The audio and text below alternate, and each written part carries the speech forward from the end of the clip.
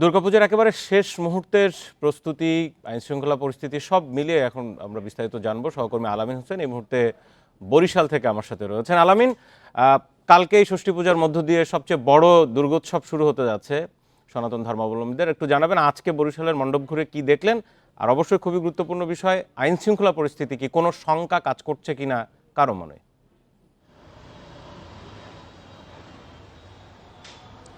জি, আমি তো যদি সংখ্যা দিয়েই আসলে করি, আসলে যে বরিশালে যে যারা পূজা উদযাপন পরিষদ রয়েছে তাদের সাথে প্রথমেই আমরা কথা বলেছিলাম যে আসলে এই বছর যে পূজা উদযাপন করতে যাচ্ছেন তারা সে বিষয়ে তাদের কোনো শঙ্কা রয়েছে কিনা, কিন্তু তারা কিন্তু বিষয়টি জানিয়েছেন যে আসলে পুলিশের পক্ষ থেকে এবং দলীয় যে বিএনপি রয়েছে, জামাত রয়েছে, তাদের পক্ষ থেকে কিন্তু তাদেরকে আশ্বস্ত করা হয়েছে যে আসলে তারা যাতে নির্বিঘ্নে তাদের পূজা উদযাপন করতে পারে সেই ব্যবস্থাটি তারা করবেন। এরপরে যদি আমরা বলি আয়োজনের কথা, আসলে আয়োজন কিন্তু একেবারেই শেষ পর্যায়ে।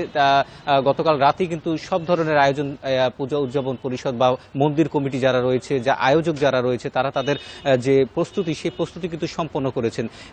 আজকে পঞ্চমী, কালকে কিন্তু ষষ্ঠী পূজার মধ্য দিয়ে এই দুর্গাপুজোর যে আনুষ্ঠানিকতা সেটি কিন্তু আসলে শুরু হবে। এবং আমরা সকাল থেকে বেশ কয়েকটি মন্দিরে ঘুরেছিলাম এবং আমরা মন্দিরগুলোতে দেখেছি যে আসলে প্রতিমা যে তৈরির কাজ এবং সব ধরনের যে সাজসজ্জার কাজগুলো রয়েছে সেগুলো কিন্তু তারা সম্পন্ন করেছেন। এবং তারা যেটি বলছেন যে আসলে গতকাল গভীর রাত পর্যন্ত কিন্তু এই আয়োজকরা কাজ করেছেন, তারা কিন্তু শ্রম দিচ্ছেন এবং এর পাশাপাশি গতকাল রাতেই কিন্তু তারা তাদের এই প্রতিমার সাজসজ্জা থেকে শুরু করে সব ধরনের প্রস্তুতি সম্পন্ন করেছেন। এবং আমরা যেসব মন্দিরে গিয়েছি সেখানে কিন্তু আমরা দেখেছি যে আসলে আইন শৃঙ্খলা রক্ষার জন্য কিন্তু ইতিমধ্যে আরও দুদিন আগে থেকে কিন্তু আনসার বাহিনীর সদস্যদের মোতায়েন করা হয়েছে। তারা কিন্তু প্রত্যেকটি পূজা মণ্ডপের গেটে অবস্থান করছেন এবং তারা সেখানে দায়িত্ব পালন করছেন। তারা কিন্তু যে কাউকে ওইভাবে মন্দিরের ভিতরে ঢুকতে দিচ্ছেন না।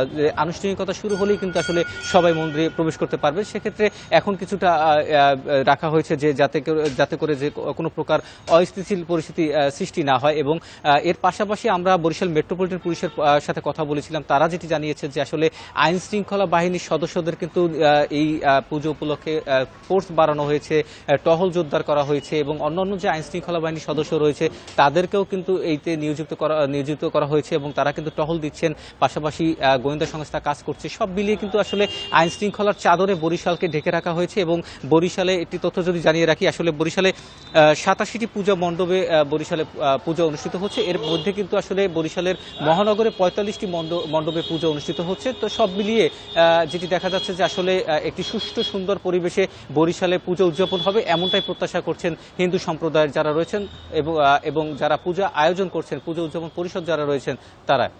তো এই ছিল আমার কাছে বরিশাল থেকে। শঙ্কামুক্তভাবে বরিশালে পূজা উদযাপনের সব প্রস্তুতি শেষের দিকে জানাচ্ছিলেন আমাদের সহকর্মী।